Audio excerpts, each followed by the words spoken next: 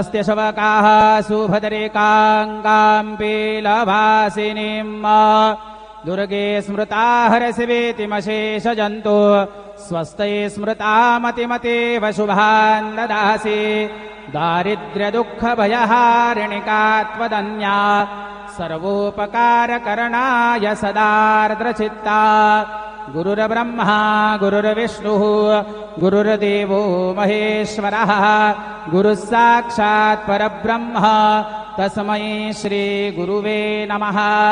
सद्गुरु साईनाथ देवताभ्यो नमः। सायंकाले चरणकमलेभ्यो नमः। दिव्यचन्दनं समर्पयामि त्वाङ्गन्धर्वा अघनौस्त्वामिन्द्रस्त्वां बृहस्पतिः त्वामोखधेषु भूराजाभिरवान्यक्ष्वादमुच्यत दिव्यचन्दनं समर्पयामि चन्दनस्योपरि अक्षदाम् अक्षण्णमेमदन्दैशवप्रिया अधूखत अस्तोखत स्वभानवो विप्राणविष्ठयामति जोजान्विन्द्रते हरि चन्दनस्योपरि अक्षदान् समर्पयामि हरिद्रा कुङ्कुमाक्त सकल सौभाग्यमङ्गलद्रव्याणि समर्पयामि अहिरिव भोगैः परजेति बाहुञ्जायाहेतिं परिबाधमानः हस्तगुरुभ्यवाब्बयूनानि पिदवान् पुमान् पुमाग्गुसंवरिपातुभ्यवताः सौभाग्यद्रव्याणि समर्पयामि पुष्पम् ओखधेः प्रतिबोधधवं मुखपवतेः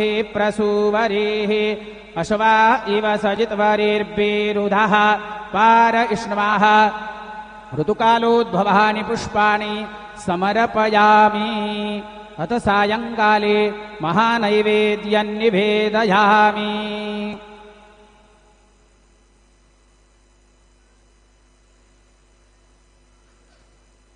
चतुष्कोणमण्डलं कृत्वा तदुपरि नैवेद्यपात्रं निधायो गायत्रीमन्त्रेण पात्रान् सम्प्रोक्षयेत धेनवाः अमृते कृत्य ऋतन्त्वा सत्येन परिखिञ्जामि नैवेद्यं निवेदयामि। ॐ प्राणायो स्वाहा ॐ अपानायो स्वाहा ॐ व्यानायो स्वाहा ॐ उदानायो स्वाहा ॐ समानायो स्वाहा ॐ ब्रह्मणे नमः।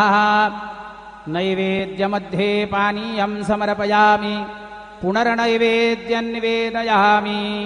ॐ प्राणायो स्वाहा ॐ अपानायो स्वाहा ॐ व्यानायो स्वाहा ॐ उदानायो स्वाहा ॐ समानायो स्वाहा ॐ ब्रह्मणे नमः। नैवेद्यं समर्पयामि हस्तप्रक्षालनं समर्पयामि मुखप्रक्षालनं समर्पयामि।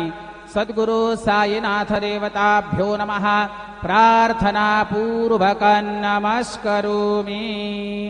श्री सच्चिदानंद सद्गुरु साईनाथ महाराज की जय।